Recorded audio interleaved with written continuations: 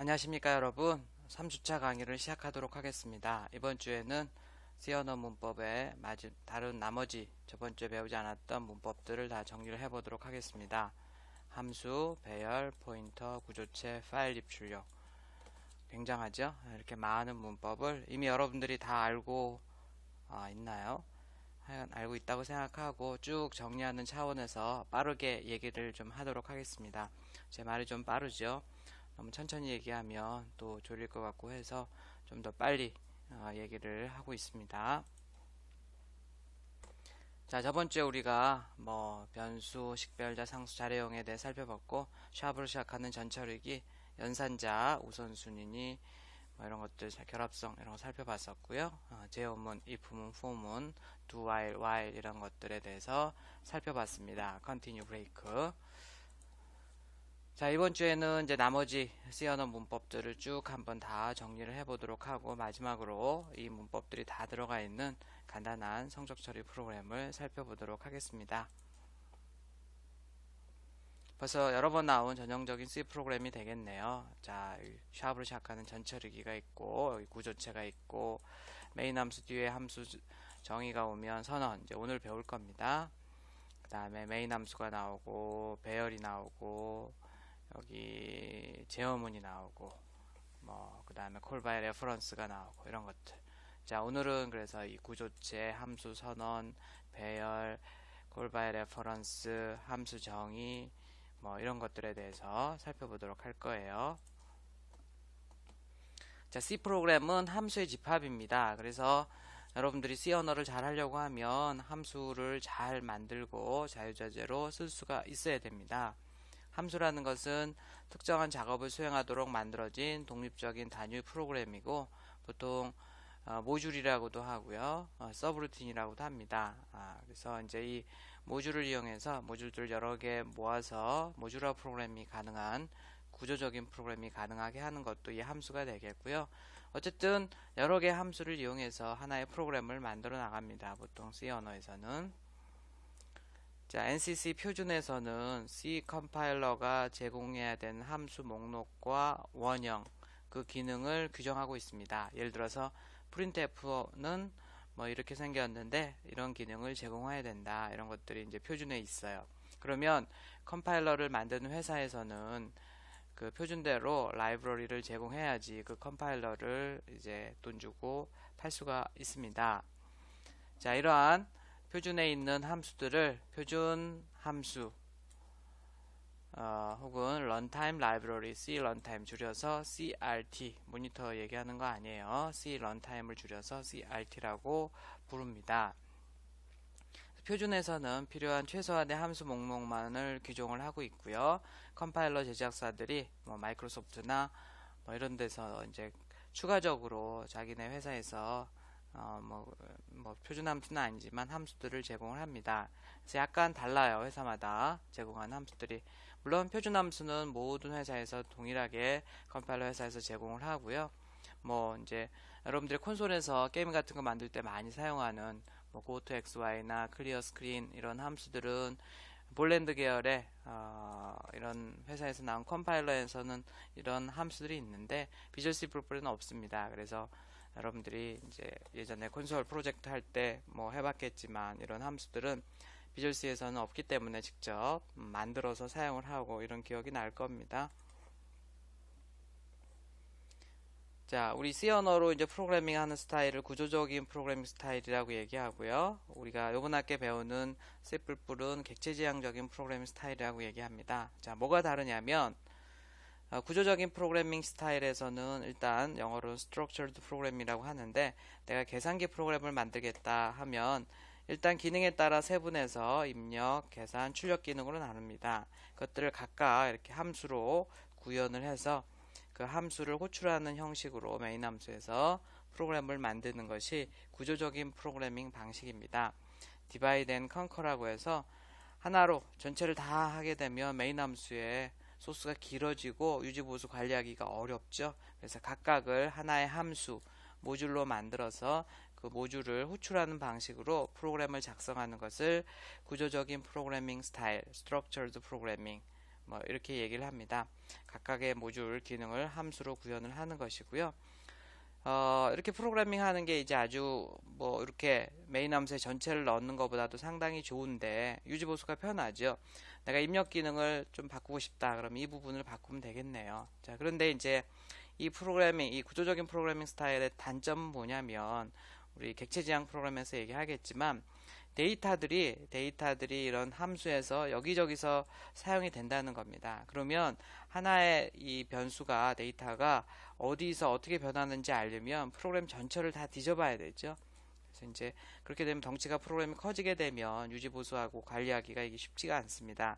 그래서 객체지향에서는 어떻게 하냐면 이 함수가 있으면 그 함수를 이제 클래스 혹은 객체 단위로 프로그램을 하는데 그 클래스나 객체에는 뭐 클래스를 먼저 만들고 그걸 이제 실제로 사용하는 예를 객체라고 얘기하는데 클래스 기준으로 보면 그 클래스 안에는 이런 함수 기능뿐만 아니고 그 함수를 처리하는 변수까지 하나의 안에 들어가 있습니다. 클래스 단위로. 그래서 이제 조금 다른 거죠. 그래서 그 클래스 혹은 그 클래스로 만들어진 객체만 분석을 해보면 그 변수가 클래스 안에 있는 변수가 어떻게 변하는지 그 변수들이 변하는 함수 그걸 보통 이제 멤버 함수라고 얘기하는데 다른 언어에서 메소드라고 얘기하고요.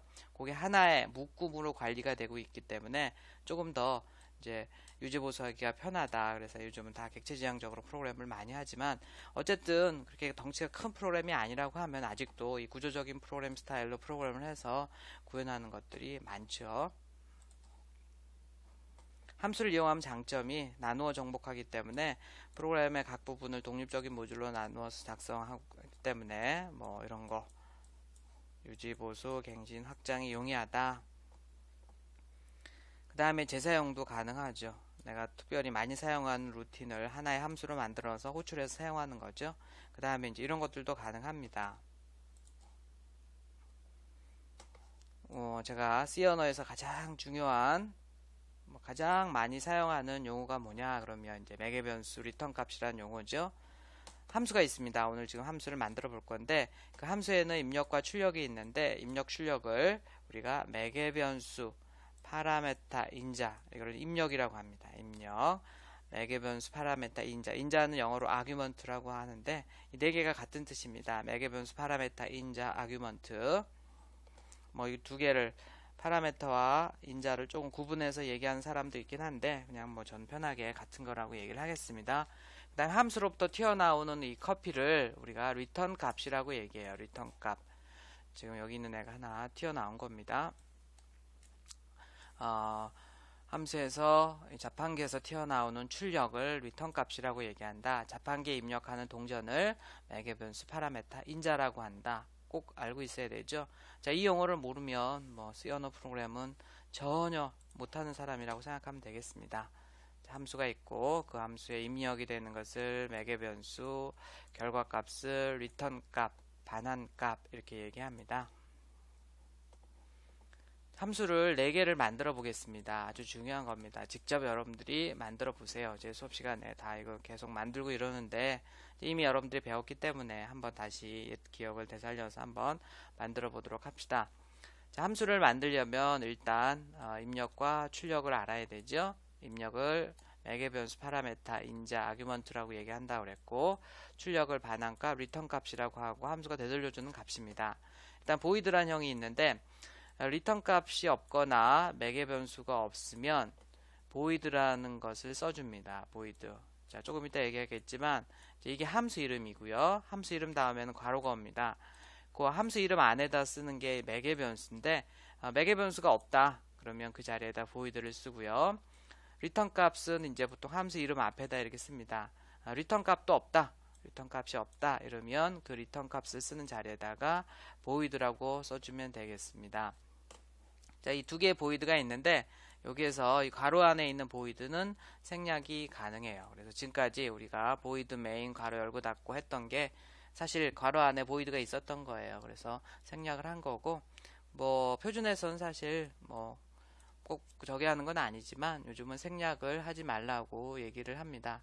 분명하게 그 함수에 매개 변수가 없다라는 의미로 그렇고요. 뭐 그래도 보통 생략을 하고 많이 쓰죠. 매개 변수가 없는 경우에는. 근데 리턴 값이 없을 경우에는 반드시 메인 함수 앞에다가 보이드라고 써줘야 됩니다. 이걸 생략하면 다른 의미가 돼요. 뒤에 나오지만 인티저인 경우에는 생략할 수 있고 보이드, 리턴 값이 없는 함수는 반드시 보이드를 써줘야 됩니다. 첫 번째로 전광판 함수를 만들어 보도록 하겠습니다. 함수 이름을 잡아야 되겠고 괄호 열고 입력 매개 변수를 써주고 리턴되는 반환값을 쓰는 게 아니고 반환값의 자료형을 써주게 되어 있습니다. 어떤 형이 어떤 자료 데이터가 리턴이 되느냐가 아니고 어떤 타입의 어떤 형의 데이터가 리턴이 되는지를 써주게 되어 있습니다. 자, 함수 이름은 전광판이고 괄호 열고 매개 변수 없고 리턴 값도 없다고 되어 있습니다. 이게 뭐야? 왜 전광판이 입력도 없고 출력이 없죠? 라고 얘기하는데 그냥 일단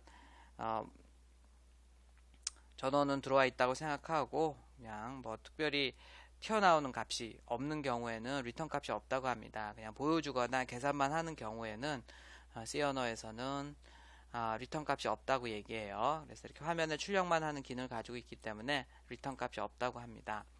함수의 시작은 중괄호를 열고 끝으로 중괄호를 닫아줍니다. 이건 뭐 if문이나 for문이나 이런 데서도 블럭을 만들 땐 항상 중괄호를 열고 닫고를 해주죠. 자, 이렇게 이제 만들었는데 이거를 한글 같은 걸로 해서 함수나 변수 이름을 만들 수가 없죠. 자, 뭔가 이름 아이디를 만들려고 하면 명칭을 만들려고 하면 영문자, 숫자, 언더바로만 가능합니다. 그리고 숫자는 또 앞에 올 수 없는 규칙이 있고요. 자, 그래서 전광판이라는 이름의 함수를 만들었습니다. 디스플레이라고 해서 제대로 만들었네요. 뭐 ABC, XYZ 어떤 걸 써도 관계없습니다. 괄호를 열고 매개 변수가 없을 때는 그 자리에다가 보이드를 써주고 리턴 값이 없을 때도 보이드를 써줍니다. 중괄호 열고 닫고 해서 이 디스플레이라는 이름의 함수의 기능을 써주면 되겠습니다. 자, 여기서 생략할 수 있는 보이드가 뭐라고 그랬죠? 자, 여기 안에 있는 보이드는 매개 변수가 없을 때 쓰는 보이드는 생략할 수 있습니다. 보이드를 사전에 찾아보면 없다, 공허하다, 0이다 이런 뜻입니다. 자, 두 번째 뻥튀기 함수를 만들어 보겠습니다. 함수 이름은 뻥튀기고요. 이번에는 이제 매개 변수가 있네요. 숫자 하나가 들어갑니다. 숫자 하나가 들어가고 그 숫자를 튀긴 값의 자료형이 출력 리턴형이 되겠죠. 수를 2배에서 리턴을 하네요. 자, 더블이라는 이름으로 해서 이거 소문자 D로 쓰면 돼요? 안 돼요? 예약어죠. 더블은 자료형 예약어기 때문에 그런 걸 이름으로 줄 수가 없습니다. 변수나 함수 이름으로 줄 수가 없어요. 반드시 그래서 다른 이름으로 줘야 되는데 그래서 일부러 이거를 대문자 더블로 줬습니다. 자, 숫자 하나가 들어가는데 매개 변수가 하나죠. 매개 변수가 지금 x라고 변수 이름을 쓴 건데 물론 뭐 input 이렇게 써도 되고 변수 이름 만드는 규칙에서 쓰면 됩니다. 근데 조심해야 될 거는 매개 변수가 있으면 반드시 그 매개 변수 앞에다가 무슨 자료형의 매개 변수가 들어가는지 자료형을 써줘야 됩니다. 그래서 여기서는 지금 숫자인데 소점이 없는 숫자로 가정을 한 겁니다. 뭐 더블 x라고 써도 돼요. 근데 이제 소점이 없는 숫자 인티저 x가 하나 들어가서 그 x가 2배가 돼서 튀어나온다. 이 리턴문은 이따 배우겠지만 값을 튀어나오게 해주는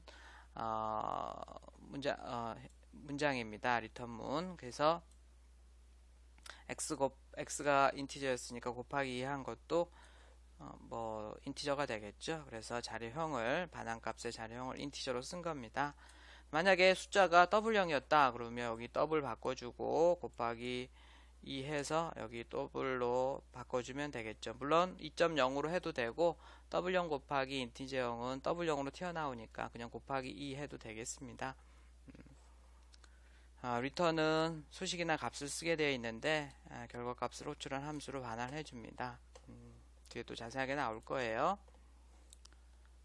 자, 이번에는 덧셈기 함수를 만들어 보도록 하겠습니다. 이름은 덧셈기고 숫자 2개가 들어갑니다. 더한 값의 자료형을 앞에다가 리턴형을 써주게 되어 있고 중괄호 열고 닫고 기능을 써주게 되어 있네요. 이름은 add라고 줬고요. 그 다음에 자, 이렇게 매개 변수가 여러 개일 때는 컴마로 구분하고 각각의 매개 변수들은 앞에 자료형이 옵니다. 2개의 매개 변수가 들어가는데 이 함수에 들어가는데 입력이 두 개라는 거죠. 첫 번째 건 x라고 본 거고 두 번째 건 y라고 본 겁니다. 그 두 개를 더해서 튀어나오게 하고, 물론 인티저형 두 개가 더해진 거니까 얘도 인티저형이 되겠죠. x 더하기 y한 결과를 인티저형으로 리턴을 해주는 겁니다. 자, 여기 컴마 쓰는 거 조심해야 되고, 특별히 이제 여기 앞에다만 자령을 쓰는 사람이 있는데 조심해야 됩니다. 초보들은 많이 틀려요. 인티저 x, y라고 쓰는데 그러면 안 되고, 매개 변수마다 앞에다가 자료형을 써줘야 됩니다. 자판기 함수 점점 복잡해지죠. 자판기 함수를 한번 만들어 보겠습니다. 자판기고 버튼을 눌러주면 음료가 튀어나오는데 그 음료의 자료형을 써주게 되어 있고, 이번에는 이렇게 이제 기능이 있네요. 자, 밴딩이라는 함수를 쓰고 있는데 x 자, 이거부터 볼까요? 밴딩이라는 함수, 자판기라는 이름의 기능의 함수를 제대로 이름을 잡은 거죠. x, y, z, a, b, c 아무거나 써도 관계없습니다. 자, 버튼이 숫자 인티저로 들어온다고 생각했습니다. 그래서 x 값이 1이면 a라는 음료가 나오고 아니면 b라는 음료가 나옵니다. 자, a와 b, 1은 그냥 썼는데 a와 b는 왜 양쪽이 작은 따옴표 했죠? 문자 상수잖아요. 문자 상수. 문자 상수는 어디에 쓰더라도 그냥 이렇게 a, b 이렇게 쓰면 안 됩니다. 그러면 변수인 줄 알고 변수를 찾는데 여기서 a, b는 변수가 아니잖아요. 문자 상수일 때는 양쪽에 반드시 이렇게 작은 따옴표를 해줘야 되고, a, b 문자 상수는 캐릭터형이죠. 그래서 이렇게 캐릭터를 씁니다. 자, 근데 이제 이거는 a, b가 나오는 거고 우리는 커피와 유자차가 나와야 되죠. 이렇게 커피와 유자차. 다른 점이 뭐예요? 일단 문자 열이니까, 문자 상수가 아니고 문자 열이니까 이렇게 큰 따옴표를 일단 쓰네요. 자, 그 다음에 여기다 캐릭터를 쓰면 안 됩니다. 뒤에 나오지만 문자열을 리턴할 때는 캐릭터 대신에 캐릭터 포인터를 씁니다. 캐릭터 포인터라고 읽어요. 자, 그래서 여러분들이 함수 리턴형에 캐릭터라고 되어 있으면 문자 하나가 튀어나온다고 생각하면 되겠고, 캐릭터 포인터가 쓰여 있으면 문자열이, 이것처럼 커피 유자차처럼 문자열이 튀어나온다고 생각을 하면 됩니다. 사실 이 캐릭터 포인터 앞에 있는 것 때문에 많은 C 언어 프로그래머들이 포기합니다. 야, 난 C 언어 어려워 못하겠어 라고 포기하는데 별거 아니에요. 함수 이름 앞에 리턴형으로 캐릭터가 있으면 문자가 튀어나오고 캐릭터 포인터가 있으면 문자열이 튀어나온다, 이렇게 생각하면 됩니다. 구체적인 얘기는 이따 포인터를 얘기하면서 얘기를 하도록 하겠습니다. C 언어의 함수의 종류를 살펴보면 일단 메인 함수가 있죠. 콘솔 기반 C 프로그램에서 반드시 있어야 되는 함수가 되겠고, 윈도우스 프로그램에서는 winmain이라는 이름의 함수가 별도로 있습니다. 그래서 W나 M은 대문자로 쓰죠. C 프로그램에 반드시 있어야 되고 한 프로그램 하나만 있어야 되고 위치에 관계없이 제일 먼저 실행되는 함수다, 그게 메인 함수다, 이렇게 얘기하면 안 돼요. 콘솔 기반 C 프로그램의 경우입니다. 콘솔 기반 C 프로그램이고 윈도우스 프로그램에서는 winmain이라는 이름의 함수가 따로 있습니다. 표준 라이브러리 함수 같은 경우에는 이렇게 여러분들을 위해서 제공하는 함수가 되겠고, 여러분들이 직접 만들어 봤던 좀 전에 자판기, 그 다음에 덧셈기 이런 함수가 사용자 정의 함수가 되겠습니다. 여러분들을 위해서 이미 만들어져 있는 함수를 표준 라이브러리 함수라고 합니다. 도서관에 가면 책이 공짜로 많이 빌려볼 수 있는 거죠. 그것처럼 표준 라이브러리 함수를 이용하게 되면 여러분들이 화면에 출력한 함수를 만들 필요가 없습니다. 이미 다 만들어져 있고 그걸 이용만 하면 되는데, 우리 변수도 사용하기 전에 선언하잖아요. 그것처럼 이 C나 C++에서는 선언이라는 게 아주 중요해요. 다른 언어에서도 사실 마찬가지고, 뭔가 사용하려면 먼저 선언 먼저 해줘야 됩니다. 그래서 사용하기 전에 함수도 반드시 선언을 해줘야 되고, 선언하는 방법이 두 가지가 있어요. 자, 첫 번째, 우리 여러분들 이미 배웠던 이 방법은 뭐냐면, 요 스탠다드 IO 헤더 파일에 이미 그 표준 라이브러리 함수들의 선언이 들어가 있습니다. 그거를 샵 인클루드 한다는 것은 프로그램 내에 포함시키는 거죠. 그러면서 이제 간접적으로 선언을 하는 것이고, 직접 선언할 수도 있습니다. 이렇게 이게 이제 printf 함수의 선언인데, 이게 왜 printf 함수의 선언인지는 뒤에 얘기를 하도록 하겠어요. 두 가지 방법으로 다 할 수 있는데, 일반적으로 표준 라이브러리 함수들은 이렇게 표준 헤더 파일을 포함시켜서 선언을 합니다. 스탠다드 IO 헤더 파일에 들어가 보면 이렇게 printf나 표준 입출력 함수들 많이 있는데 그 입출력 함수들의 선언이 다 들어가 있습니다. 그래서 include stdio.h라고만 쓰면 보통 표준 입출력 함수들은 다 거기 선언이 되어 있기 때문에 이제 초보적으로 프로그램 할 때는 보통 include stdio.header만 쓰게 되면 웬만한 함수들은 다 사용을 할 수가 있죠. 이제 그런데 여러분들이 수학 함수 같은 걸 쓴다 이러면 그거는 stdio 헤더에 들어가 있지 않습니다. math.헤더에 들어가 있습니다. 이제 그런 경우에는 include 꺽쇠 math.h 꺽쇠 닫고 이런 식으로 더 전처리기를 하나 더 써줘야 돼요. 자, 문자 입출력하는 함수들도 이렇게 23개나 있습니다. 입출력과 표준 입출력 함수들도 이렇게 많아요. 처리 속도 향상과 메모리 전략, 실행 속 파일 크기를 감소하기 위해서 이렇게 많고요. 자, 일단 함수 중간에 보면 put은 출력 함수예요. put 내놓다, print도 출력 함수고 get과 scan은 입력 함수입니다. scanf, printf 알죠?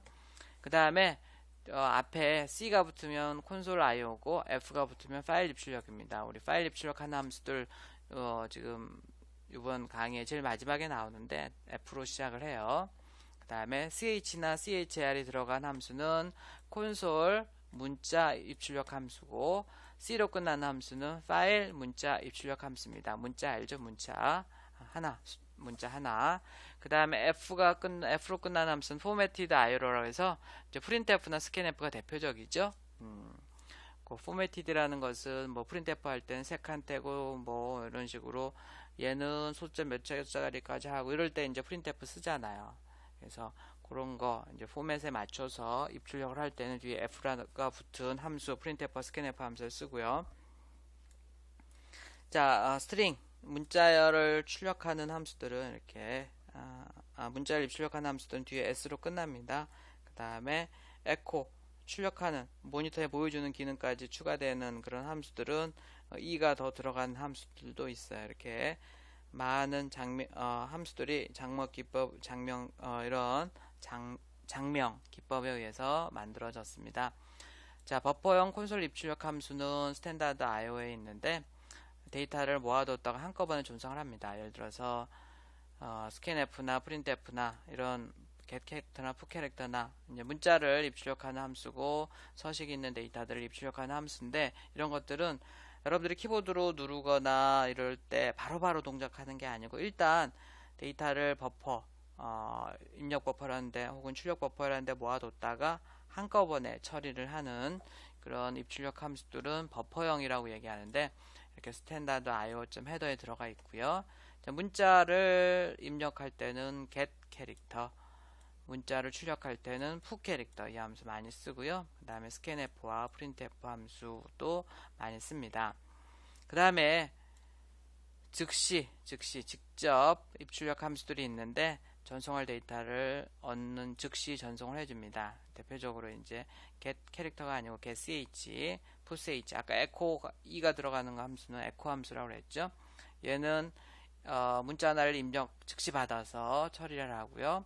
그 화면에 보여주지 않아요. 어떤 문자를 받았는지 그 어떤 문자를 받았는지 화면에 출력해주는 기능까지 갖고 있는 게 get ch echo라는 함수입니다. 즉시 문자 하나를 출력해준 함수는 putch 함수고요. 그 다음에 C가 붙은 이런 함수들도 있습니다. 얘네들은 콘솔 IO라는 헤더 파일에 들어가 있는 함수들입니다. 이런 함수들을 쓰려고 하면 반드시 콘솔 IO 헤더 파일을 또 추가로 포함을 시켜줘야 되고 파일 입출력하는 함수들은 뒤에 나올 겁니다. 다 공통적으로 이렇게 F가 붙고요. 얘도 스탠다드 IO 헤더 파일에 선언이 되어 있습니다.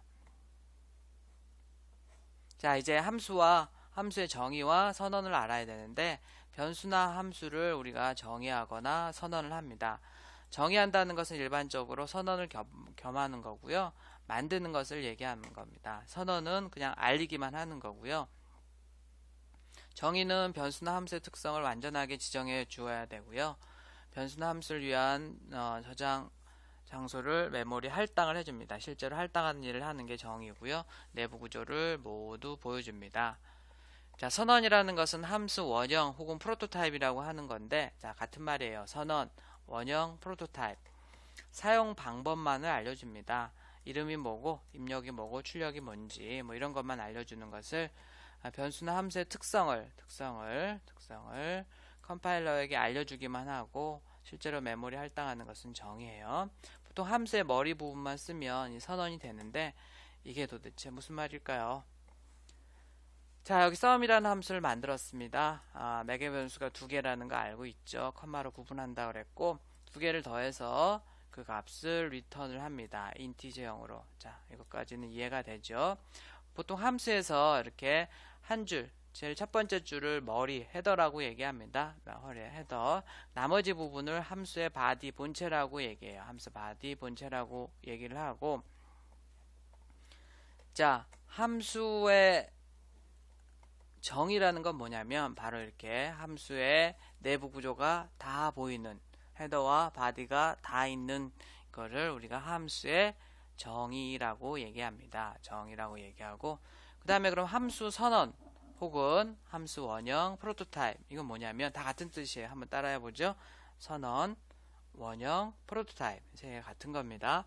자, 이건 뭐냐면 간단하게 얘기하면 함수의 머리 헤더 부분을 떼서 이렇게 뒤에 세미콜론만 붙여주면 됩니다. 보통 이렇게 C나 C++에서 한 문장의 끝을 알리는 세미콜론을 찍으면 하나의 문장이 되죠. 이렇게 함수의 헤더 부분을 머리 부분을 떼서 하나의 문장으로 만들게 되면 그것을 함수의 선언, 원형 프로토타입이라고 얘기하는데 자, 그건 뭐 어떻게 된 거냐면 결론부터 얘기하면 함수의 사용법입니다. 왜냐하면 자, 이걸 보세요. 리턴형 있죠. 함수 이름 있죠. 매개 변수 있죠. 자, 그래서 이것만 보면 sum이라는 함수에 대해서 상당히 많은 정보를 알 수가 있어요. 일단 매개 변수가 두 개가 들어간다. 둘 다 소수점이 없는 인티저라는 거 알 수 있죠. 함수 이름은 sum이다. 부를 때는 sum으로 불러야 된다. 그 다음에 리턴 값의 자료형도 인티저다. 뭔가 이 함수에서 어떤 일이 일어나는지는 모르겠지만 어쨌든 두 개의 숫자가 들어가서 그 두 개의 숫자가 어떤 결과 처리가 돼서 다시 숫자 하나가 인티저 값이 튀어나온다는 것을 알 수 있죠. 자, 이거를 우리가 함수의 사용법, 함수의 선언, 원형, 프로토타입이라고 하고 함수의 첫 번째 줄 헤더 부분을 떼서 세미콜론을 찍어주면 됩니다. 자, 여기서 이 두 개가 같은 건데요. 여기서 이제 XY가 지금 실제로 매개 변수 이름이죠. 변수 이름인데 그 변수 이름은 생략해도 됩니다. 왜냐하면 인티저 값 두 개가 들어간다는 정보는 똑같이 가지고 있는 거죠. 자, 이래서 여러분들이 이제 앞에서 함수 정의를 해봤어요. 이런 네 개의 함수들을 만들어 봤는데 이 함수들을 선언을 해보세요. 선언 어떻게 하는지 알겠어요? 앞에 간단합니다. 앞에서 만든 함수들의 첫 번째 줄을 떼서 세미콜론만 붙이시면 됩니다. 자, 이거 과제입니다. 레포트에 해보세요. 꼭. 여기 보면 이제 메인 함수가 있고 뷰 함수가 있고 이렇게 되어 있는데 뷰는 이제 여러분들이 만든 함수고요. 뷰 함수에는 이런 일을 하고 있습니다. 자, 그런데 이 두 번째 줄이 지금 함수 선언인데 일단 그게 없다고 합시다. 그러면 컴파일러가 이제 컴파일을 시작하면서 printf 함수도 몰라요. 이거 뭐지? 라고 했는데 함수 사용하기 전에 호출을 이제 사용이 호출인데 호출하기 전에 반드시 선언을 해줘야 된다 그랬죠. 선언을 어디 했어요? 자, 여기 선언이 들어가 있다 그랬죠. 이게 선언된 결과예요. 간접적으로 선언하는 방법이라고 했습니다. 자, 그런데 여기서 이제 컴파일러가 에러를 냅니다. 뷰, 야, 넌 정체가 뭐냐? 처음에 변수인지 알고 찾아봐요. 근데 변수 선언도 안 되어 있고 괄호가 나오니까 이건 함수구나 라고 생각을 합니다. 눈으로 보면 이쪽에 있지만 컴파일러는 위에서부터 컴파일하다 보면 뷰의 정체를 모릅니다. 자, 그래서 이 함수의 정의가 메인 함수 뒤쪽에 오게 되면 선언을 먼저 해줘야 돼요. 메인 함수 앞쪽에다. 자, 어떻게 하지냐?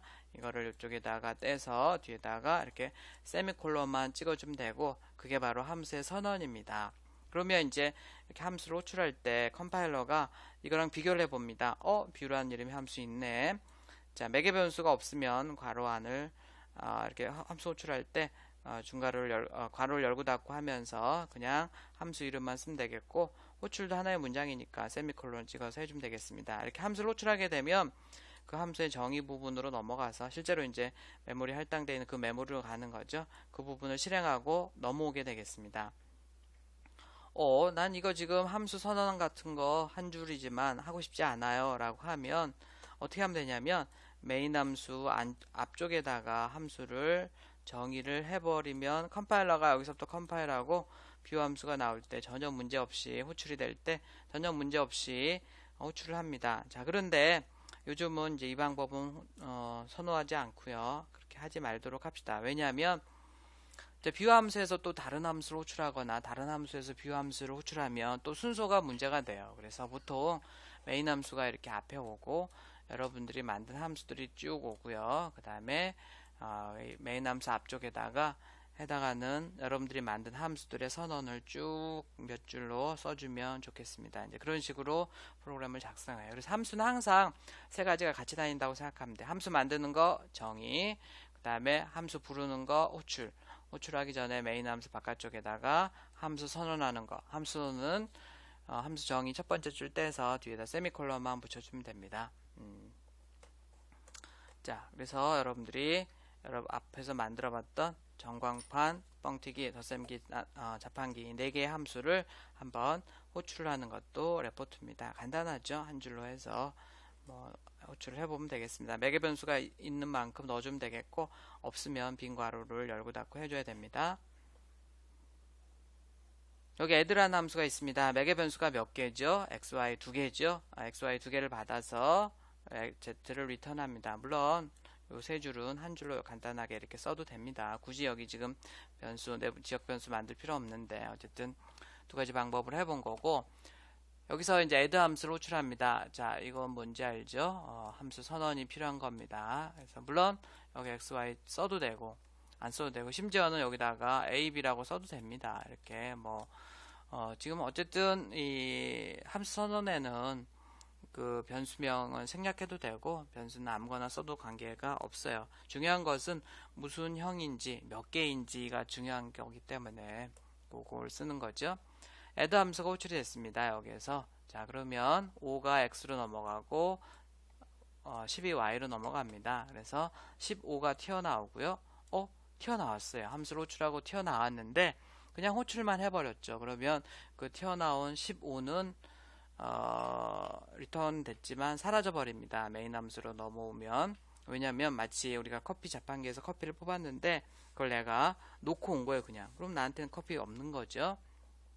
그럼 어떻게 호출해야 되냐면 이렇게 이렇게 대입연산자니까 이쪽 오른쪽 먼저 봅시다. 이렇게 호출을 해요. 그러면 15가 튀어나오죠. 그 값을 이렇게 대입연산자를 이용해서 해당하는 변수를 만들고 자료형의 변수를 만들고 그 변수에다가 대입을 해줘야 됩니다. 그렇게 하면 이제 썸이 15가 저장이 되고 이렇게 한 거나 마찬가지입니다.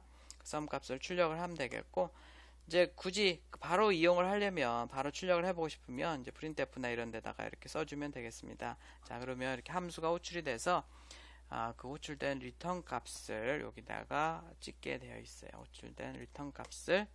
그래서 이런 걸 잘 이해해야지 C 프로그램을 이해를 할 수가 있게 되는 거죠. 콘솔 C 기반 C 프로그램 형태 아까 얘기했지만 메인 함수, 함수 정의, 함수 호출, 함수 선언 이렇게 항상 함수 선언이 메인 함수 앞에 오고 메인 함수에서는 호출을 하고 그 다음에 메인 함수 바깥쪽 뒤쪽에서는 함수를 정의하고 이렇게 되어 있습니다. 그 다음에 굳이 그렇게 하고 싶지 않으면 함수 정의를 앞에다 당기면 되는데 이런 방법은 요즘은 추천하는 방법이 아니라고 했습니다. 자, 비슷한 예제입니다. 메인 함수에서 두 개의 함수를 호출하고 있고 두 개의 함수는 이쪽에 있습니다. 먼저 이렇게 정의를 해줘야 되는 거죠. 선언을 먼저 해줘야 되는 거죠. 선언을. 리턴문 이미 나왔는데 리턴문을 만나면 함수의 나머지 부분에 상관없이 함수의 실행을 종료하고 호출한 함수로 넘어가게 되어 있습니다. 메인 함수의 경우에는 리턴문을 만나면 프로그램이 끝나죠. 그 함수가 메인 함수가 끝난다는 거는 프로그램이 끝나는 거죠. 자, 리턴 다음에는 수식이나 값이 올 수 있는데 이렇게 이런 식으로 수식이나 값이 올 수 있습니다. 리턴문은 하나의 값만 되돌릴 수가 있어요. 자, 이거를 오해해 가지고 하나의 함수에 하나의 리턴문만 올 수 있다 그러는데 그렇지 않아요. 리턴문은 여러 개 올 수 있는데 하나의 값만 되돌릴 수 있습니다. 자, 이 밴딩이라는 함수는 어떨 때는 A, 어떨 때는 B라는 하나의 값만 되돌릴 수 있다는 거죠. A와 B 두 개의 값을 동시에 리턴할 수 없습니다. 마치 자판기의 경우에 커피 유자차가 한 번에 한 번씩, 한 번에 하나씩 나올 수는 있는데 커피 유자차가 동시에 튀어나오지는 않는다는 거예요. 만약에 그렇게 하고 싶으면 이제 우리가 포인터를 이용해서 콜 바이 레퍼런스로 해서 함수를 구현을 해줘야 됩니다. 그런 얘기가 뒤에 나옵니다. 포인터를 이용해서 두 개의 값을 이상을 리턴할 수 있고 절대로 하나의 값, 자 x 더하기 y 한 하나의 값, x 곱하기 2 한 하나의 값, 1 이렇게 하나의 값을 리턴할 수 있는 겁니다. 리턴 값이 없는 함수는 리턴형에다가 반드시 이렇게 보이드를 써야 돼요. 이렇게 리턴 값이 있는 함수다 그러면 앞에다가 해당하는 자료형 인티저 값이죠. 0이 인티저라고 써줘야 됩니다. 만약에 그럴 리는 없지만 여기다 0.0 혹은 3.5라고 쓰고 더블 0 이렇게 써도 관계는 없습니다. 근데 보통 이제 NCC 표준에서는 C 표준에서는 이렇게 메인 함수는 인티저 값으로 어떤 값을 리턴하도록 되어 있고 보통은 0이라는 값을 리턴을 많이 합니다. 어떤 인티저 값이나 써도 되는데 정상적으로 종료했을 때는 관례적으로 0이라는 값을 리턴하도록 많이 얘기를 하고 있고요. 그 다음에 이 보이드 생략할 수 있다고 했는데 표준에서는 생략하지 말기를 바라고 있습니다. 그래서 되도록 여러분들도 써주면 되겠습니다. 안 써도 전혀 문제는 없어요. 자, 메인 함수의 리턴 값 나오네요. 그래서 스탠다드 라이브러리 헤더에 가보면 정상적으로 정렬했을 때는 보통 0이라는 값, 비정상적으로 정렬했을 때는 1이라는 값을 쓰도록 되어 있어서 정상적으로 메인 함수가 제일 끝에서까지 간다는 거는 정상적으로 종료하는 거죠. 이제 그럴 때는 return 0이라고 쓰고 메인 함수 중간에 뭔가 이제 파일 입출력이나 이런 거 할 때 많이 나오는데 뭐 오류가 있을 경우에 여기서 끝내라 라고 할 때는 return 1 비정상적으로 정렬했을 때는 return 1이라고 써줍니다. 함수의 장점은 아까 모듈화 가능하다 그랬죠. 자, 이 함수, 이 프로그램을 보면 여기 지금 파랗게 치워놓은 부분이 동일한 소스입니다. 동일한 소스가 여러 번 반복이 되고 있죠. 자, 그러면 그거를 계속 쓸 게 아니고 기능을 함수로 만들자 해가지고 자 이렇게 add라는 이름의 함수 두 개를 해서 쭉 출력을 해주는 그런 함수인데 이렇게 만든 다음에 add라는 함수를 호출을 합니다. 넘버1과 넘버2로 해서 호출하게 되면 이 부분이랑 똑같은 거죠. 넘버3, 넘버4, 넘버5, 넘버6 이런 식으로 해서 호출하게 되면 이렇게 프로그램 하는 것보다도 훨씬 더 깔끔하죠. 물론 메인 함수 뒤에 add 함수가 있기 때문에 이렇게 함수 선언을 먼저 해줘야지 됩니다. 반복되는 부분은 함수로 만들어서 필요할 때마다 호출해서 사용하는 장점을 가지고 있는 게 이제 함수예요. 자, 함수에 입력되는 것을 매개 변수라고 하는데 이제 함수들 간에 서로 데이터를 교환할 때 이 실매개 변수인지 형식 매개 변수인지 이름이 달라요. 호출하는 함수에서 정의하는 변수를 실매개 변수, 피호출 함수에서 정의하는 변수를 형식 매개 변수라고 합니다. 이게 뭔 얘기냐면 여기 지금 매개 변수 두 개 있죠? 여기도 두 개가 있죠. 이거는 함수를 만들 때 사용하는 정의할 때 사용하는 이 x와 y를 형식 매개 변수라고 얘기합니다. 왜 형식 매개 변수라고 하냐면 만약에 a, b라고 여기다가 썼다고 하면 여기다 a 더하기 b라고 쓰면 되잖아요. 형식적이잖아요. 자리를 차지하고 첫 번째 매개 변수가 어떤 변수로 받을 건지 이런 걸 지정한 거죠. 그래서 형식적이다, 형식 매개 변수라고 하고 실제로 호출할 때 피호출 함수에서 이렇게 사용하는 지금 메인 함수 쪽에서 썸 함수를 호출할 때 쓸 때는 그때는 이 값이 실제 값이에요. 그래서 실매개 변수라고 얘기합니다. 그래서 C 언어에서는 매개 변수를 전달하는 방법이 이 call by value가 있고 call by reference가 있습니다. 기본적으로 특별한 얘기가 없으면 이 값에 의한 호출을 하는 call by value를 하고요. 포인터를 이용해서 이 call by reference를 흉내를 내줍니다. call by reference 아주 중요한 개념이에요. 실매개 변수와 형식 매개 변수가 뭐냐면 여기 sum이라는 함수가 있네요. x, y 이거를 형식 매개 변수라고 하고 정의할 때 사용하는 변수를 x, y라고 하고 실제로 sum 함수를 호출할 때 사용하는 2와 5를 실매개 변수라고 합니다. 그래서 7이 튀어나와서 7이 출력이 되는 거고요. 저기 a, b를 이렇게 썼다고 할지라도 실매개 변수는 실제적인 값을 갖습니다. 그래서 그 변수의 실제 현재 값이에요. 그래서 여기로 a, b가 넘어가는 게 아닙니다. 절대로 a, b가 넘어가는 게 아니고 a와 b의 값인 2와 5가 넘어가서 역시 7이 나와서 결과가 출력이 됩니다. 자, 그런데 이렇게 하게 되면 오류가 나겠죠? 왜 그러냐면 원래 인티저 값을 받기로 했는데 x, y는 인티저 값만 받을 수 있는데 W형의 데이터가 넘어오고 있죠. 이럴 때는 뭐 경고를 내거나 컴파일러마다 다른데 에러를 띄우거나 이렇게 합니다. 야, 너 인티저 값만 봤는데 그럼 .5나 .2짜리일 텐데 괜찮아? 라고 물어본다든지 이렇게 경고가 뜨기도 하고 오류가 뜨기도 합니다. 이것도 마찬가지입니다. DADB가 지금 2.5, 5.2가 넘어가는 거지 실제로 변수 자체가 넘어가는 게 아니에요. 실매개 변수란 뜻입니다. 실매개 변수. 콜바이 밸류라는 것은 다시 얘기를 하면 이렇게 썸 함수를 지금 호출하고 있죠. 여기로 x로 뭐가 넘어갑니까? a.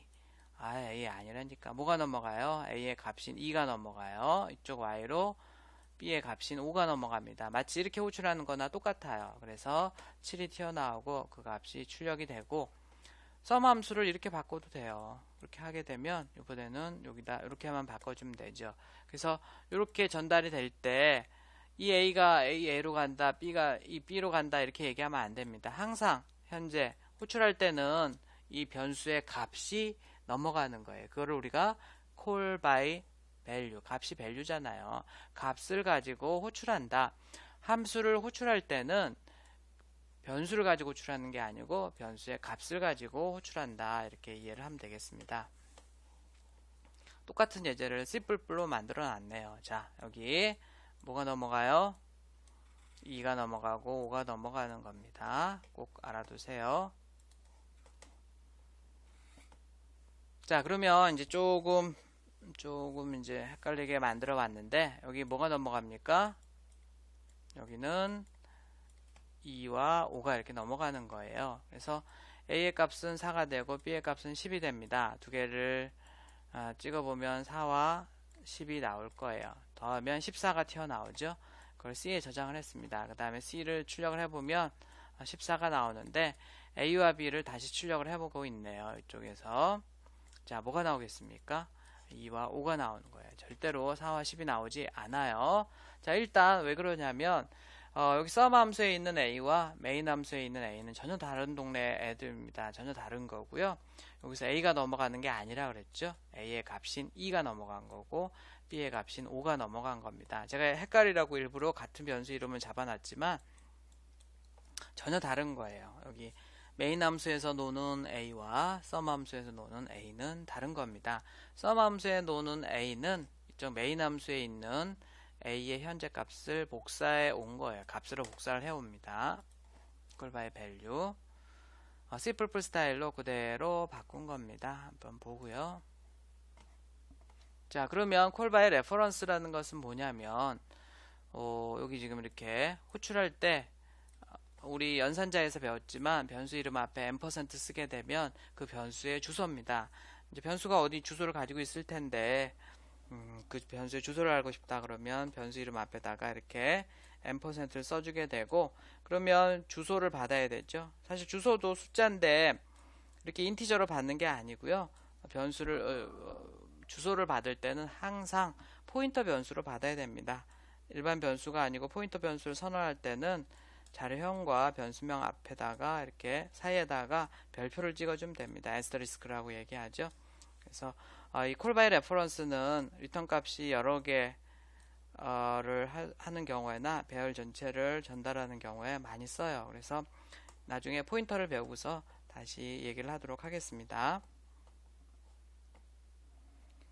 자, 콜바이 밸류 초보들의 오해가 되겠는데 지금 A의 B의 값을 찍어보면 2, 5가 나오죠. 두 개를 교환합니다. 찍으면 5와 2가 나오죠. 자, 내친 김에 이렇게 두 개의 값을 교환하는 함수를 하나 만들었어요. 수합하는 함수. 자, 두 개가 들어오면 이렇게 서로 자리를 교환해서 찍어보기까지 합니다. 자, 그래서 이제 2와 5가 있고요. 그거를 찍어보면 2와 5가 나오죠. 수합을 합니다. 그러면 A가 넘어가요. A의 값이 2가 넘어가죠. 5가 넘어갑니다. 두 개 값이 바뀌어서 여기서 OI가 됩니다. 그 다음에 A와 B의 값을 출력해보면 어떻게 되는 거죠? 여전히 2와 5예요. 여기 A와 이쪽 A는 전혀 상관없는 A, B입니다. 그냥 이쪽 A에서는 얘의 값을, 현재 값을 이렇게 전달해 받은 거죠. 호출할 때 값에 의해서 전달을 합니다. 자, 이렇게 그러면 실제로 여기에서 2와 5가 5와 2로 바뀌었는데 그게 다시 이쪽에서 찍었을 때도 5와 2가 되려면 어떻게 해야 되느냐? 바로 이렇게 콜바이 레퍼런스로 구현해야 됩니다. 콜바이 레퍼런스로 구현하려고 하면 주소를 넘겨주고 포인터 변수로 받아서 포인터 연산을 해줘야 됩니다. 이거에 대해서는 나중에 포인터가 나올 때 얘기를 다시 하도록 하겠습니다. 자, 이것도 콜바이 레퍼런스 중요한 예제인데 이 ss라는 함수는 보이드형 함수인데 실제로 이 함수를 실행하고 나면 마치 두 개의 값이 리턴이 되는 그런 꼴이 돼요. 이따가 얘기를 하도록 하겠습니다. 자, 그 다음에 콜바이 레퍼런스에 이제 두 가지 방법이 있는데 기본적으로 C 언어에서는 이 포인터를 이용하는 방법 한 가지가 있고요. C++에서는 포인터를 이용할 수도 있고 참조자를 이용할 수도 있습니다. 이 참조자를 이용하는 방법 C++에만 있는 기능이고요. 자, 이거 보면 A가 A의 값이 넘어갈 것 같죠. 근데 여기서 그냥 인티저 RA, 인티저 RB가 받은 게 아니고 이 앞에 주소 연산자에 해당하는 애가 있네요. %가 있는데 여기서는 주소 연산자라고 얘기하면 안 됩니다. 이거를 참조자라고 얘기해요. 참조자. 자, 참조자로 이렇게 받게 되면 A랑 RA가 똑같은 애가 되고 B랑 RB가 똑같은 애가 됩니다. 그래서 A가 바뀌면 RA가 바뀌고 B가 바뀌면 RB가 바뀌어요. RA가 바뀌면 A가 바뀌고 RB가 바뀌면 B가 바뀌어요. 그래서 여기서 RA와 RB의 값이 바뀌죠. 그러면 메인 함수에 있는 A와 B가 바뀝니다.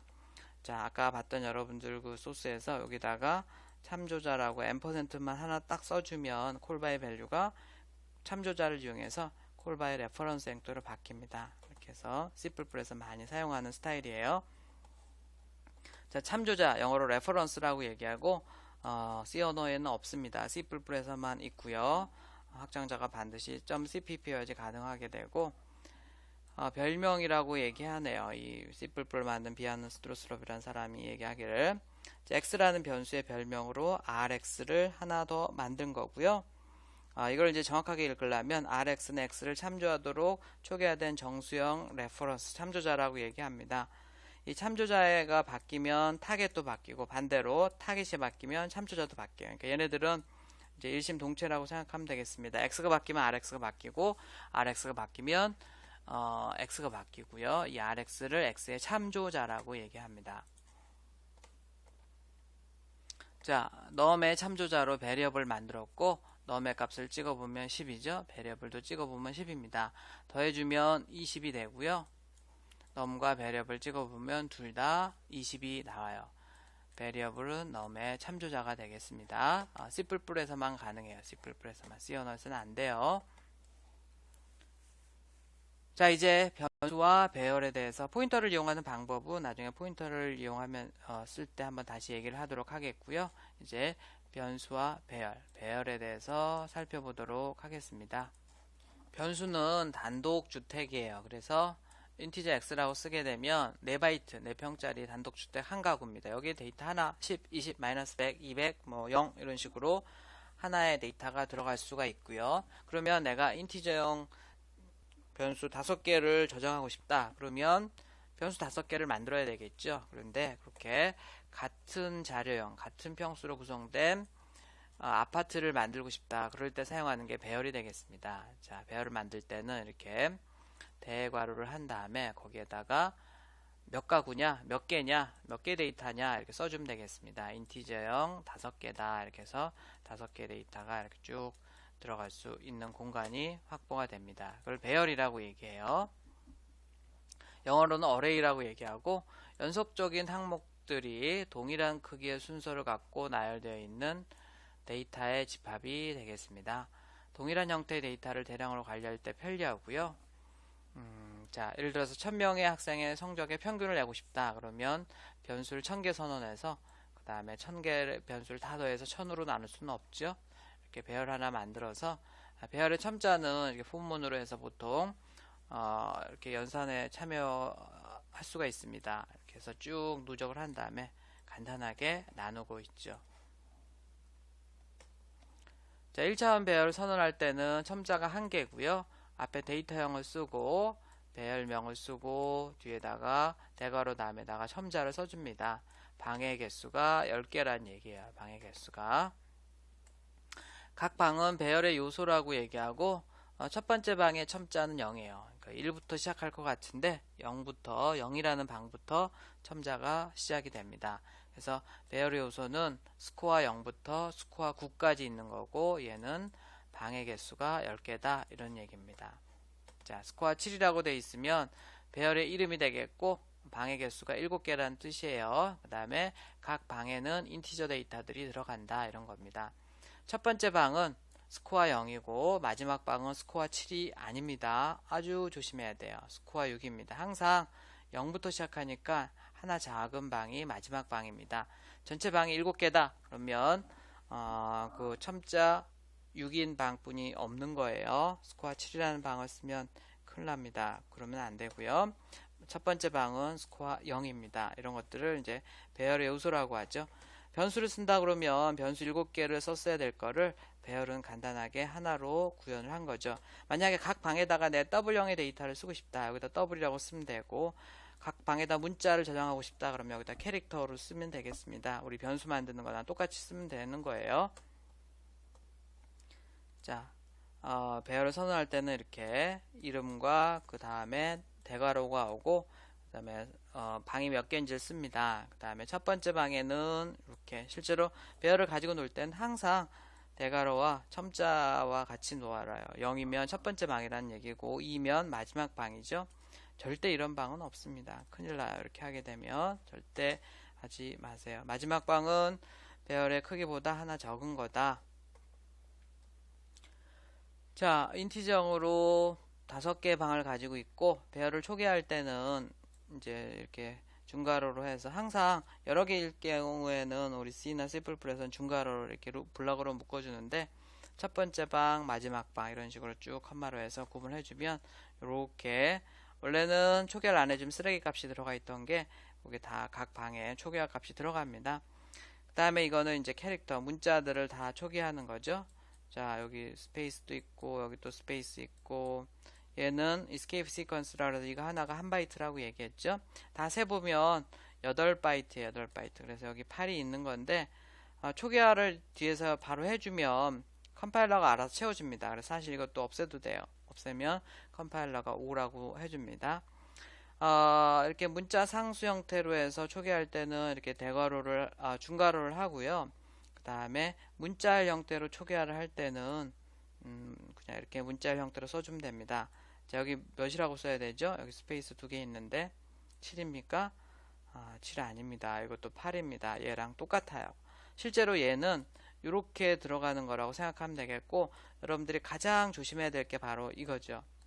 제일 뒤에 역슬래시 0을 이제 널 문자라고 얘기해서 문자열 형태로 배열을 초기화하게 되면 항상 제일 뒤에 널 문자가 들어갑니다. 그래서 그 널 문자까지 고려해서 역슬래시 제로 아스키 코드 값으로 0인 그 역슬래시 제로를 넣어줘야지 제대로 된 문자열로 인식해요. C나 C++에서는 하나의 문자열의 단위가 널 문자가 나올 때까지가 하나의 문자열의 단위입니다. 그래서 만약에 여기다 여러분들이 7이라고 썼다고 해보면 얘는 제대로 된 문자열이 아니에요. 왜냐하면 제일 뒤에 널 문자가 없기 때문에 연산하거나 이럴 때 그 다음 문자열까지 막 넘어가고 이렇게 됩니다. 그래서 항상 눈에 안 보인 널 문자가 뒤에 있다고 생각을 하면 되겠고 그 다음에 여기 이제 3개인데 이렇게 초기화를 하다가 말면 나머지는 자동적으로 0으로 초기화가 됩니다. 이거 꼭 알아두세요. 이렇게 해야지 뭐 좀 편하죠. 1000개의 방을 가지고 있는데 내가 다 0으로 초기화하고 싶어요. 그럼 어떻게 0을 1000번 씁니까? 0, 0, 쭉 1000개 쓰는 게 아니고 앞에 0만 써주면 나머지 999개는 자동적으로 다 0으로 초기화가 됩니다. 자, 물론 여기 방이 뭐 3개인데 데이터가 4개다 이러면 너무 많은 초기화 데이터가 있다라고 해서 에러가 나요. 당연한 얘기고 자, 이렇게 선언하고 초기화를 하는 방법이 있고, 선언만 해주고 쓰레기 값이 들어가 있다가 그 다음에 각각의 값을, 방에 있는 값을 대입하는 방법도 있습니다. 배열을 사용하는 장점을 보면 10개 수의 평균을 구하고 싶어요. 그러면 변수를 이렇게 10개를 선언하고 다 더해서 10으로 나누는 게 아니고 배열을 하나만 만들어서 쭉 초기값을 주고 그 다음에 여기 첨자를 이용해서 i가 처음에 0이니까 스코어 0방에는 1이 있죠.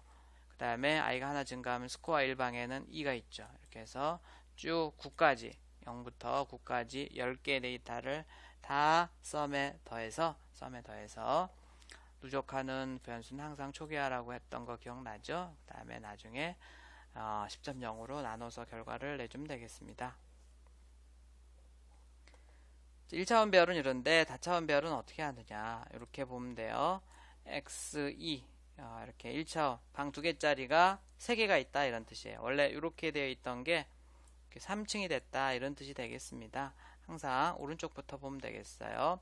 그래서 이런 게 이렇게 있고 초기화를 할 때는 이렇게 해줘도 되고 아니면 보기 편하게 각 층마다 이렇게 중괄호로 해서 해주면 되겠습니다. 여기 보기가 편하죠. 두 개가 같은 뜻입니다. 그런데 실제로 데이터가 저장될 때도 1, 2, 3, 4, 5, 6 이렇게 저장이 되고요. 자, 만약에 이렇게 초기 값을 줄 경우에는 이 앞에 첨자는 또 생략할 수 있습니다. 왜냐하면 컴파일러가 알아서 3이라고 써요. 뒤에 첨자는 생략할 수 이런 경우는 2개니까 생략할 수 있지만 보통 뒤에 첨자는 생략 안 하고 앞에 있는 첨자는 생략을 하는데 요즘은 또 생략 잘 안 하죠. 깔끔하게 보여주는 게 좋겠죠. 자, 2차원 배열 방의 개수를 따질 땐 2개 곱하면 됩니다. 6개예요. 그 다음에 이렇게 초기화를 해주고 쭉 결과들을 이제 각 방에 있는 데이터들을 0부터 시작해서 찍어보는데 자, 2, 3이라는 방에 얼마가 있습니까? 마지막 방에 6이 있나요? 벌써 아직 이해를 못했네요. 2, 3이라는 방은 없습니다. 마지막 방은 항상 저 선언할 때 사용하는 첨자보다 하나 더 작은 방이에요. 마지막 방이 뭡니까? 이거예요. 자, 1, 2라는 방에 6이 들어가 있는 겁니다. 첨자를 실제로 해보면 00, 01, 02, 10, 11, 12 이런 식으로 이렇게 이게 마지막 방이 되겠습니다.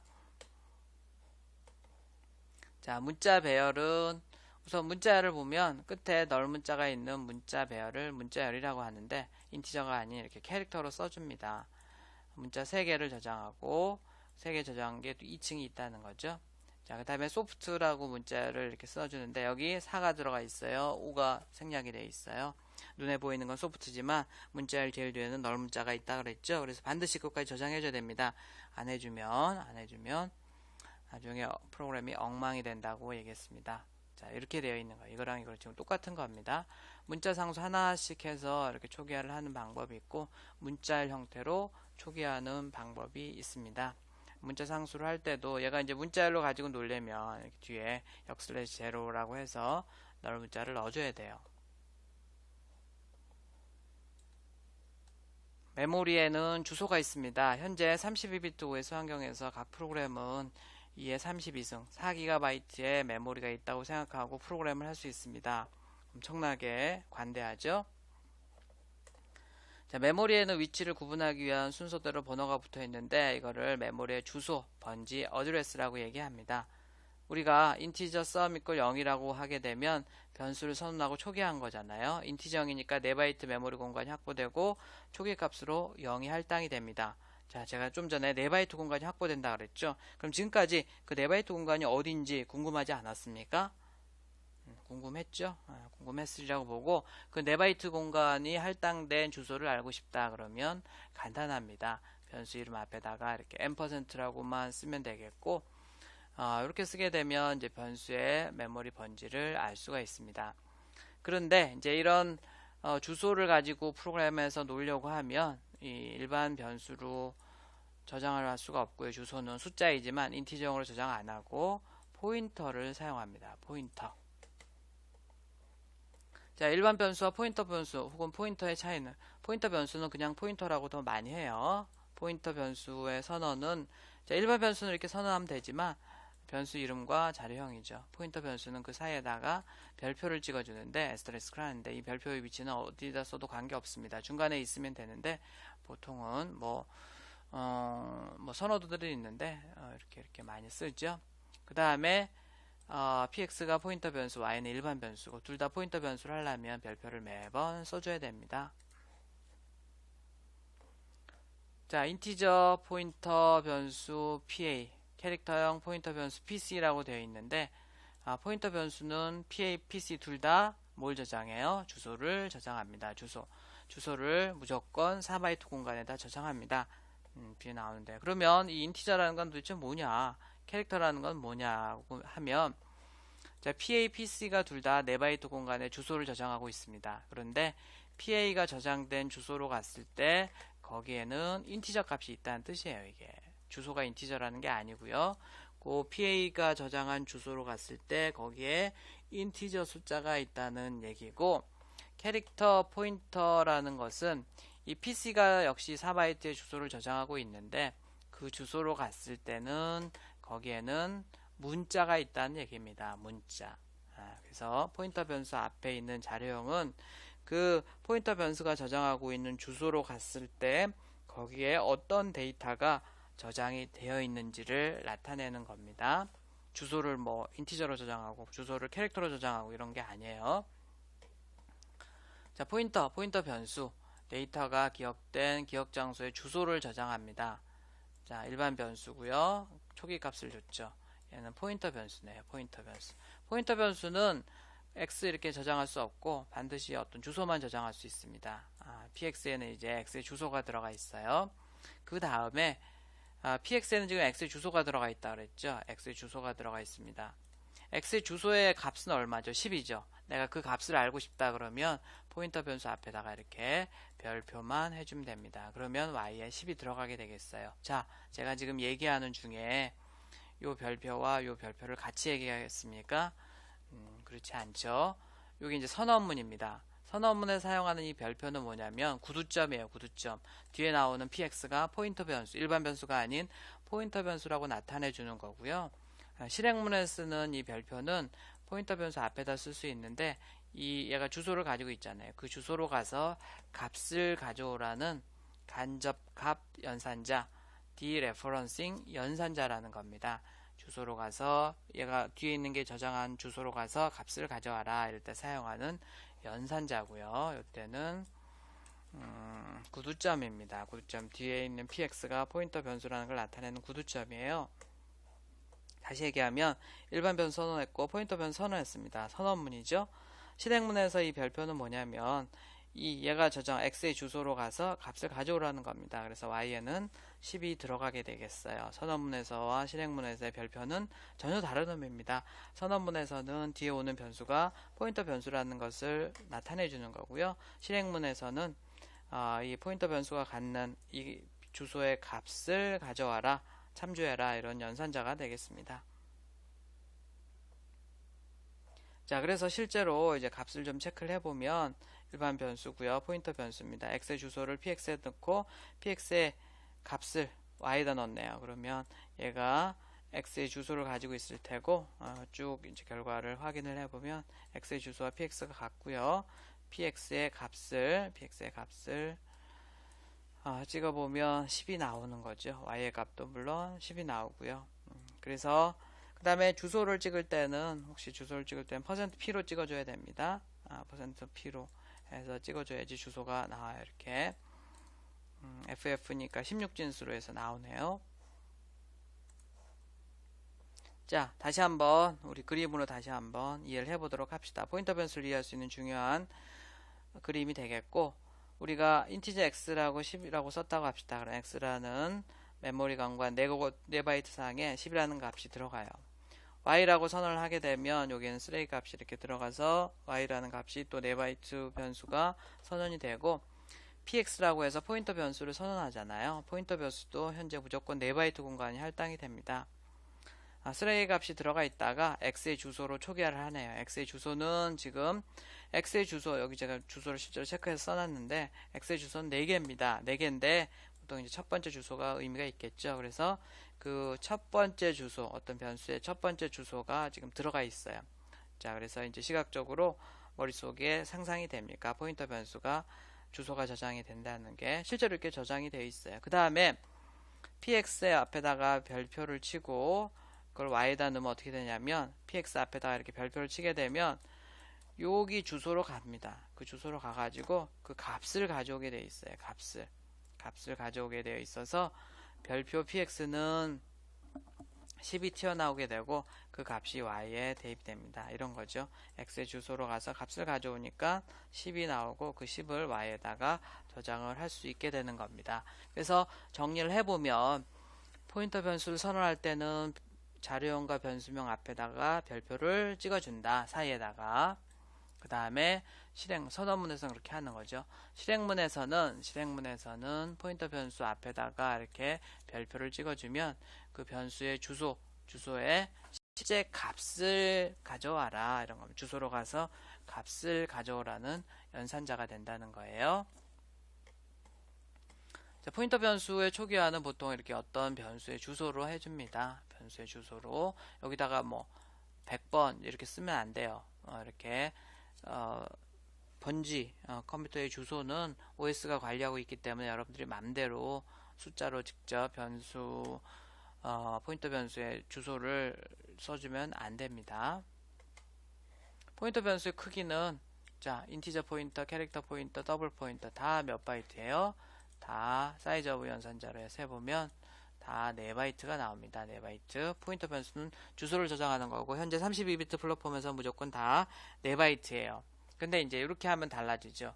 이 주소로 가서 값을 가져왔을 때는 여기 앞에 있는 자료형만큼의 크기를 갖게 되겠습니다. 포인터 연산을 보면 지금 보면 PC 캐릭터형, PI 인티저형, PD는 W형이죠. 거기다 다 1씩을 더했네요. 자, 여기다가 다 주소인데 주소를 1씩 더하게 되면 신기하게도 해당하는 포인터 변수의 자료형에 맞춰서 점프를 합니다. 다 더하기를 하는데요. 무슨 얘기냐면 4평짜리 이렇게 집들이 있어요. 근데 그 주소가 4평마다 하나씩 있는 거죠. 이렇게 자동적으로 점프를 해줘야 되죠. 더하기를 하게 되면 그 옆집이란 얘긴데 그러면 인티저형에서는 4바이트, W형에서는 8바이트가 옆집이잖아요. 옆 주소죠. 이렇게 해서 자동적으로 내부적으로 포인터 변수는 해당하는 자료형으로 해서 크기가 주소가 증가합니다. 만약에 인티저 값을 인티저 값 4바이트인데 4바이트가 아니고 1바이트씩 쪼개본다는 것은 의미가 없는 거잖아요. 그래서 이렇게 주소를 해당하는 포인터 변수에 덧셈을 해주게 되면 그 다음 주소로 넘어가고 해당하는 자료형만큼 크기가 더해집니다. 자, 그럼 이제 포인터 변수를 사용하는 경우를 한번 살펴보도록 하겠습니다. 우리가 함수로부터 한 개 이상의 값을 리턴할 때 제일 많이 쓰고요. 배열이나 배열 조작을 쉽게 할 때라든지 복잡한 데이터 구조를 만들 때도 이제 자료 구조에 있는 많은 그 자료 구조의 그 자료 구조들을 만들 때 이 포인터를 많이 사용을 해요. 그래서 어떤 사람들은 C 언어에서 포인터 한 학기 배우고서 포인터 중요하다는데 야 그거 안 써도 프로그램 다 할 수 있더라 이런 어마어마한 초보적인 얘기를 하는데 절대 그렇지 않습니다. 이렇게 많은 경우에 포인터가 곳곳에서 쓰여요. 어렵지만 분명히 C++이나 C 언어에서 포인터는 장점이에요. 장점. Objective-C라는 언어에서도 포인터가 무지하게 많이 나옵니다. 자, 아까 봤던 것처럼 초보자의 실수입니다. 자, 지금 수합 함수를 하나 만들었어요. 그래서 이렇게 A와 B가 넘어가겠지라고 해서 두 개를 교환해서 찍어봅니다. A와 B가 넘어가는 거예요? 아니라고 했잖아요. A에 B의 값이 넘어가요. 기본적으로. 그게 call by value인데 자, 그러면 실제로 여기서 2와 5를 넘겨서 여기서 5와 2로 바뀌었는데 그게 다시 여기로 메인 함수 쪽으로 변화된 결과가 넘어오려면 어떻게 되느냐? 바로 실매개 변수의 주소로 전달을 해줍니다. 물론 주소도 값이기 때문에 어떻게 보면 call by value라고 할 수 있는데 주소값이기 때문에 보통 콜 바이 레퍼런스라고 얘기하고요. 자, 주소값이 넘어갑니다. 이제 그냥 A, B가 받을 수 있어요? 없어요? A, B가 받지 못하고 반드시 포인터 변수가 받아야 됩니다. 인티저 별표 A, 인티저 별표 B 이렇게 써도 되는데 포인터 변수는 보통 앞에 네임을 만들 때 P를 많이 쓰기 때문에 PA, PB로 바꿔놓은 거예요. 인티저 별표 A, 인티저 별표 B라고 써도 돼요. 자, 그 다음에 이제 현재 그래서 이렇게 되어 있는 겁니다. A의 주소가 PA 들어가 있고 B의 주소가 PB에 들어가 있어요. 메인 함수에 있는 A, B의 주소가. 그 다음에 PA가 이제 A 주소를 가지고 있죠. 거기에 값이 얼마입니까? 자, 그렇죠. 메인 함수 A 변수의 값입니다. 2죠. 템프에다 넣어놨어요. 자, 이건 뭐냐면 PB, B의 주소입니다. B의 주소의 값이죠. 그거를 요때 A의 주소의 값으로 넣어라 이런 겁니다. 그러면 이 순간에 신기하게도 이 메인 함수에 있던 A의 값이 5로 바뀌어요. 자, 마찬가지입니다. 이 순간에 템프 지금 2가 들어가 있죠. 2가 B 주소의 값으로 바뀝니다. 그래서 이 순간에 B의 값이 2로 바뀌어요. 그래서 여기서 이제 찍어보면 OI가 바뀌어 있고요. 다시 메인 함수로 넘어와서 A, B를 찍어봐도 이제 메인 수압 함수에서 바뀌었던 OI가 그대로 남아 있는 겁니다. 자, 여기 이제 이런 함수들을 여러분들이 무지무지하게 표준 라이브러리 함수에서도 윈도우 함수에서도 많이 보게 될 건데 윈도우 API 함수에서도 자, SS 함수는 보이드형 함수입니다. 매개 변수가 몇 개죠? 하나, 둘, 셋, 네 개입니다. 그런데 여기 보면 이제 콜바이 밸류는 알겠어요. 그러면 여기로 뭐가 넘어가는 겁니까? A의 값인 2와 B의 값인 5가 넘어가는 건 다 알고 있죠? A, B가 넘어간다고 아직도 그러면 안 돼요. 그 다음에 이제 이게 7이 되고 얘가 마이너스 3이 되는 것까지 알겠는데 이런 게 나오면 콜바이 레퍼런스 형태가 나오고 포인터가 나오면 또 여기서 많은 C 프로그래머들이 포기를 합니다. 자, 이거 뭐야? 여기 왜 지금 별표가 있는 거지? 자, 선언할 때 별표는 뭐라 그랬어요? 포인터 변수라 그랬죠? 자, 왜 포인터 변수를 여기다 썼냐면 주소를 넘긴 거예요. 주소. 자, sum과 sub를 넘긴 게 아니고 값을 넘긴 게 아니고 값을 넘으면 0이 들어갔겠죠. 근데 값이 아니고 거의 주소를 넘겼습니다. 주소를. 얘가 sum의 주소, 얘가 sub의 주소를 가지고 있고요. 그 다음에 그 주소의 값으로 더하기 한 거, 주소의 값으로 빼기 한 거를 해준 거예요. 그래서 지금 sum과 sub의 값이 0으로 초기화가 되어 있었는데, 이때, 이거 아닙니다.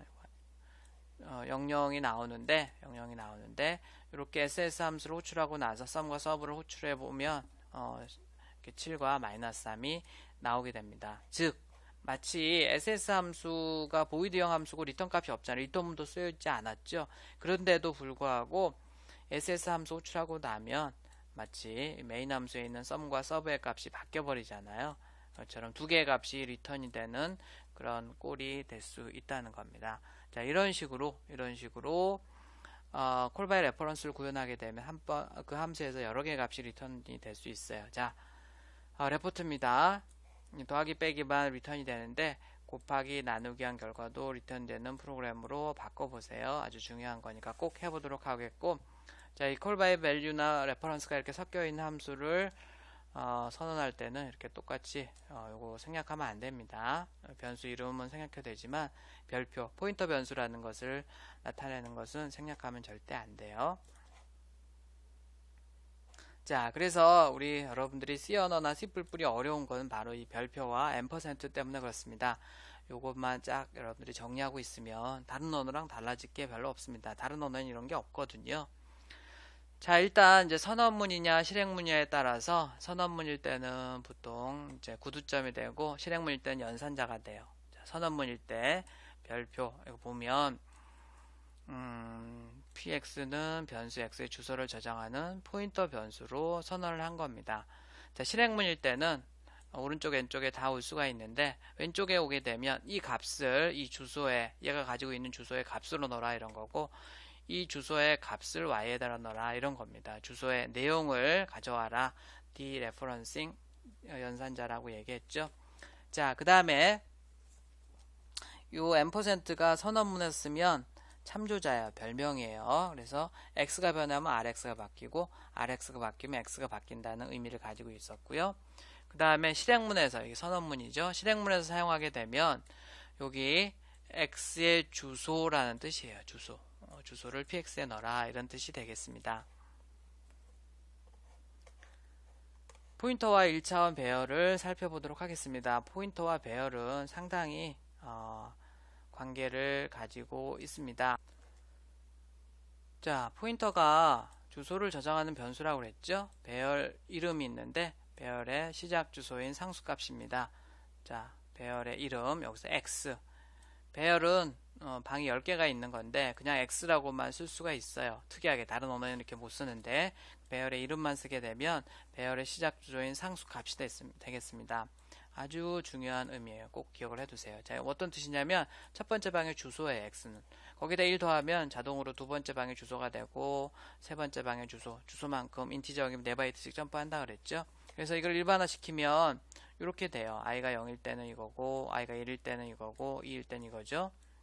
자, 여기에다 앞에다가 이렇게 별표를 붙여 보겠습니다. 그러면 요거는 이제 이건데, 요거 보면 이 주소의 값이라는 것은 그 값이죠. 주소의 값이니까 둘이 나란히 되어 있으니까 생략할 수가 있고, 결국 이렇게 파랗게 되어 있는 게 같은 뜻입니다.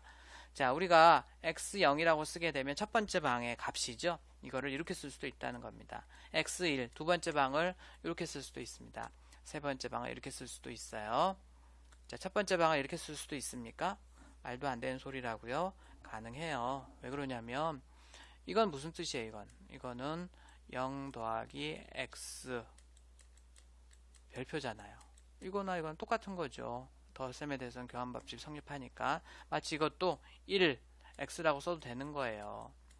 1 더하기 x에 이렇게 x 더하기 1이나 1 더하기 x는 똑같은 거잖아요. 그래서 이게 이제 이상하다 이렇게 쓰지는 않죠. 물론 그렇지만 이게 가능하다는 거 C나 C++에서는 알고는 있어야 됩니다.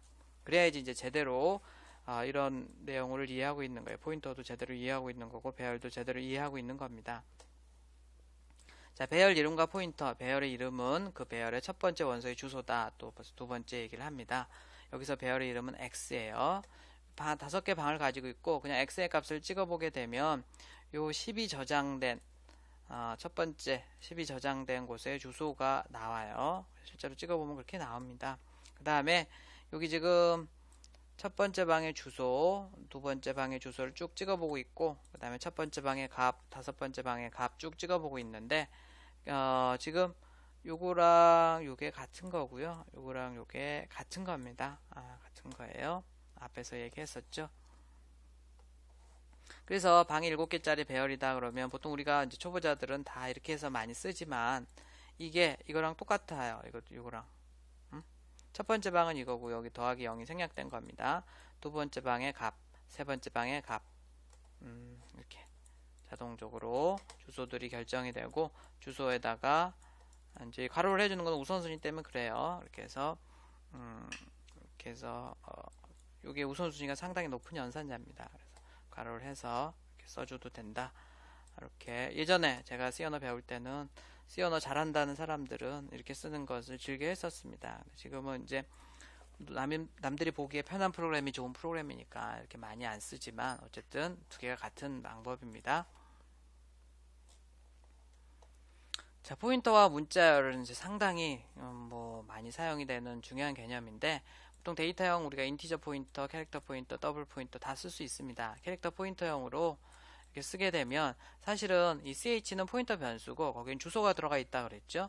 거기에 이렇게 물론 문자열이 들어가 있지 않습니다. 근데 어떻게 이런 문자열을 캐릭터 포인터형 변수에다가 쓰냐면 자, ch는 주소를 저장하고 있고 그 주소를 가보면 문자가 들어가 있다는 겁니다. 자, 여기서 a가 문자죠. 실제로 ASCII 코드 65 이진수로 해서 들어가 있어요. 그 다음에 스페이스 32, 66, 67 넣을 문자 이런 식으로 해서 배열로 이제 5개인데 이렇게 그냥 캐릭터 포인터로 쓰게 되면 똑같은 방법이 됩니다. 똑같은 방법. 왜 그러냐면 자, ch는 주소를 가지고 있고 그 주소로 갔을 때 문자 a가 저장되어 있는 거 맞잖아요. 틀린 거 아니죠. 그래서 이게 배열로 쓰는 방법이 있고 이렇게 캐릭터형 포인터로 쓰는 방법이 있습니다. 그래서 뭐 정확하게 하려면 좀 길어지는데 캐릭터 포인터를 쓰게 되면 문자를 가지고 놀 때 많이 사용한다 이렇게 이해를 하면 된다고 앞에서도 잠깐 얘기를 했었죠.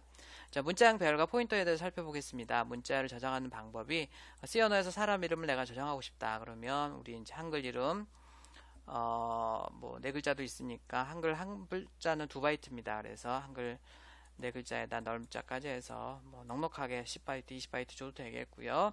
네임 요즘은 뭐 또 5글자도 있고 이러니까 어쨌든 넉넉하게 줘야 되는데 뒤에 넓자까지 고려해서 하나 더 줘야 되겠고요. 자, 이렇게 하게 되면 딱 8바이트 즉 한글 4글자까지만 저장할 수 있습니다. 그런데 내가 문자형 포인터를 쓰게 되면 자, 첫 번째 방에 문자가 있으니까 그게 하나가 문자로 끝나면 문자예요. 그런데 문자가 계속 온다 그러면 그게 뭐죠? 넓자를 만날 때까지 합쳐서 문자열이 되는 겁니다.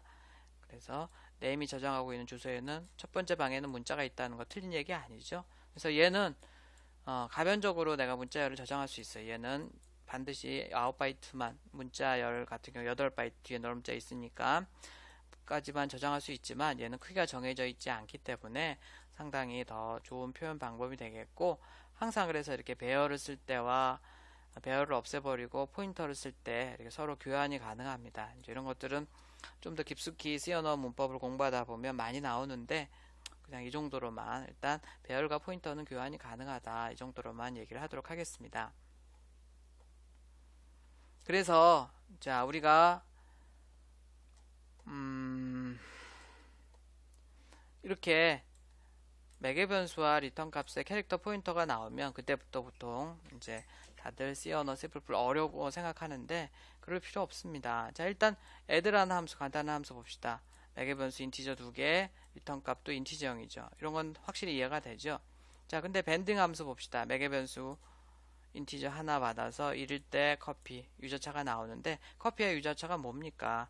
문자열이죠. 문자열일 때는 이렇게 캐릭터 포인터로 리턴을 한다고 생각하면 되겠습니다. 뷰라는 함수 한번 보겠습니다. 매개 변수가 캐릭터면 문자가 들어갔을 텐데 문자열이 들어간다는 거죠. 문자열이니까 이렇게 캐릭터 포인터형의 소프트를 직접 여기다가 소프트라고 직접 써도 되고요. 아니면 그거를 캐릭터 포인터형이나 배열에다 저장해 놓고 배열의 이름을 넘겨주면 그 첫 번째 방의 주소부터 시작해서 %s라는 것은 뭐냐면 이 주소로 가서 첫 번째 널 문자를 만날 때까지 쭉 찍는다는 뜻이에요. 그래서 그 문자의 소프트를 찍게 되겠습니다. 자, 그래서 결론적으로 얘기하면 자, 인티저 이러면 매개 변수가 인티저라는 거 확실히 기억을 할 수 있는데 이렇게 캐릭터 포인터라는 건 매개 변수가 캐릭터 포인터라는 것은 이렇게 배열이나 문자열을 가지고 놀겠다는 뜻이고 결국 문자열이죠. 그 다음에 리턴 값이 캐릭터 포인터라는 건 뭐냐면 리턴되는 값이 문자 하나가 숫자가 튀어나오는 게 아니고 문자열이 튀어나온다. 문자열이 튀어나온다 생각하면 되겠습니다. 사실은 문자열이라기보다는 이제 그 문자열의 시작 주소가 튀어나오는 건데 문자열이라고 생각하면 쉽겠습니다. 함수의 리턴 값이나 매개 변수가 문자열이면 자료형의 캐릭터 포인터를 지정을 해주는 거예요. 자, 마찬가지입니다. C++ 스타일로 그대로 바꿔놓은 거고요. 캐릭터 포인터가 이렇게 들어가 있으면 매개 변수 문자열을 가지고 놀려나 보다 이렇게 생각을 하면 되겠고